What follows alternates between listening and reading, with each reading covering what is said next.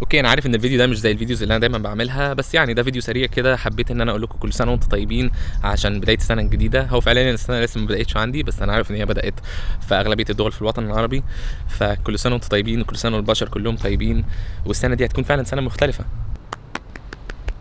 خلصنا السنه دي بشكل غريب، مش عارف احنا ازاي خلصناها، بس دي حاجه جميله. السنه ديت على قد ما هي كانت سنه صعبه فعلا، وسنه قويه، وسنه يعني مش لازم نتكلم في الموضوع ده، اتعلمت منها حاجات كتير جدا في بدايه السنه. عشان بس ده يضيف شويه فليفر على السنه. في بدايه السنه انا اترميت في الشارع، بقيت هوملس. ده كان بس كده السلام عليكم، اللي هو قبل ما السنه تبدا، هو بس كده على طول. السنه بدات على طول حرفيا تقريبا يوم 6 يناير 6. انا عارف ان المرض ما كانش لسه وقتها كان قوي، وكان لسه انتشاره مش قد كده، بس كان صعب ان الواحد يلاقي مكان، لان كان في بعض الناس لسه خايفه هنا ان احنا نأجر اماكن، فما لقيتش مكان ان احنا نحجز مكان ان احنا نقعد فيه. ما كانش فيه شغل. بعدها بفتره خسرت الشغل بتاعي، لان مشوا ناس كتير جدا، واغلبيه الشركات والحاجات قفلت. فدي كانت حاجه برضو صدمه تانية. فما كانش فيه شغل، كنت هوملس. وغير كده كان في مرض بيدمر العالم كله. فواو، كانت سنه جباره. بس ده برضو علمني حاجات كتير جدا. اكتر حاجات اتعلمتها من السنه ديت ان انا ازاي اقعد مع نفسي، وان انا ازاي افهم نفسي.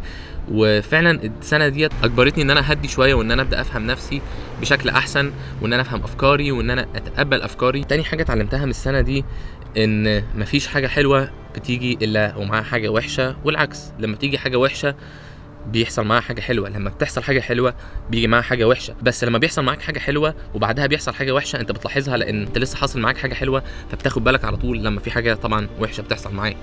لكن لما في حاجه وحشه بتحصل وبيحصل معاك حاجه حلوه، انت ممكن ما تاخدش بالك منها قوي، لان في حاجه كبيره وحشه او حاجه وحشه لسه حاصله في حياتك. وبالنسبه لي حاجه حلوه في موقف وحش يحصل معاك، اقل حاجه انك انت اتعلمت من الموقف ده. ديت حاجه انا بدات اقدرها جدا جدا السنه ديت، لان انا قبل كده كنت اي حاجه بتحصل معايا كنت دايما بكون متضايق، وبقول ليه حصل معايا كده، اشمعنى انا، ليه ليه ليه، وبقعد اسال الاسئله الكتير دي. ببساطه عشان الحياه كانت عايزه تعلمني درس. الحاجه ديت انا كنت مهملها في نفسي، الحاجه ديت انا كنت محتاج اتعلمها. فالحياه جت قالت لي تعالى تعالى، علمتني بس. فحاجه بسيطه.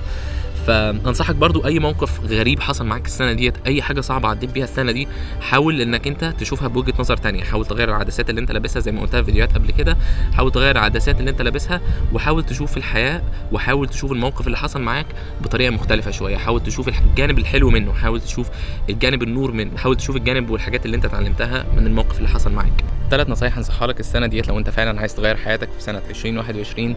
اول نصيحه انصحها لك هي انك انت تكتب اهدافك.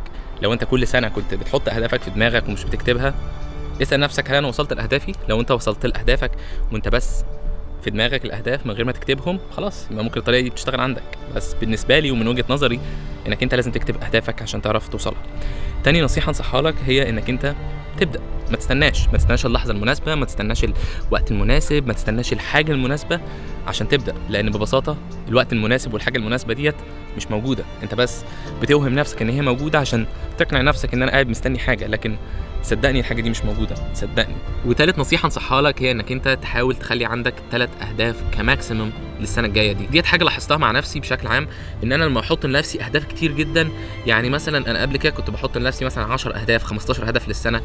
مش هقول لك ان انا مش بعمل ولا واحد منهم، انا بعمل منهم اكيد، بس مش بحط طاقتي كلها في الهدف ده، لان بكون عارف في عقلي اللاواعي ان انا عندي اهداف تانية وحاجات تانية عايز اعملها، فاللي هو يلا خليني اعمل ده اي حاجه واروح للي بعده، خليني اعمل ده اي حاجه واروح للي بعده. وده طبعا حاجه غلط جدا، لان هي مش بتخليك تتقن الحاجه اللي انت بتعملها.